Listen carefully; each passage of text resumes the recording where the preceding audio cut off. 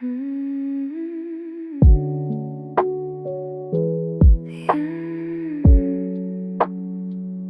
asphalt is still breathing out the heat of a long afternoon. A heavy haze that clings to the fences and the rusty gates of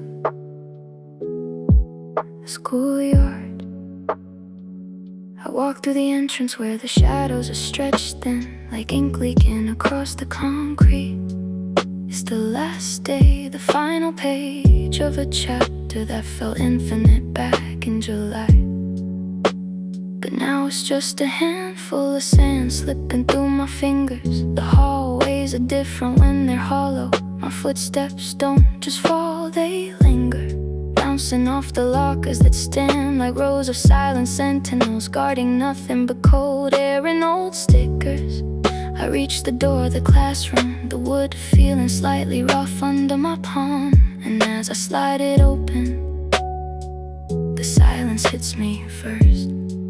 It's not a void, but a presence, a thick, dusty weight that smells of floor wax and stale chalk. The sunlight is carving long, golden rectangles across the floorboards, illuminating the dust motes that dance in slow motion, oblivious to the fact that the clock is ticking toward a deadline we can't outrun. I find my desk, the one near the back, where the window frame is slightly chipped. I sit down, and the chair gives a familiar lonely creak. Outside, the cicadas are screaming one last time, a frantic rhythmic pulse that only makes the stillness inside these four walls feel heavier. I rest my chin on my hand and watch the way the light touches the empty chairs. They look like skeletons of conversations we had weeks ago, ghosts of laughter that died out when the final bell rang in June. There's a strange comfort in this loneliness, a gentle ache that tells me things are ending exactly as they were meant to, leaving us behind in the golden blur of a fading summer. And the sun just hangs there, bleeding gold on the empty rows, while the ghosts of the summer are whispering things that nobody knows. It's the end of the line, the quiet is crying, watching the daylight fade. Just a hollow room and a lingering gloom in the light that the evening made. No voices left, just the hum of the air and the shadows across the floor. We're standing on the edge of the season, and we can't go back anymore.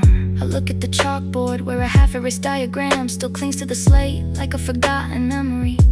It's a smudge of white dust, a fragment of a lesson that nobody needs to remember now. My fingers trace the grooves carved into the desktop, initials of people I might not even recognize in a few years. Tiny monuments to boredom and fleeting presence. The air in here is trapped, it feels like it belongs to a different era, a bubble of time that hasn't realized the calendar has already turned its back. I wonder if the walls feel the absence, the lack of scribbling pens and the rustle of paper, or if they prefer the solemn peace. The sky outside is beginning to bruise, shifting from a pale weary yellow to a deep melancholic violet.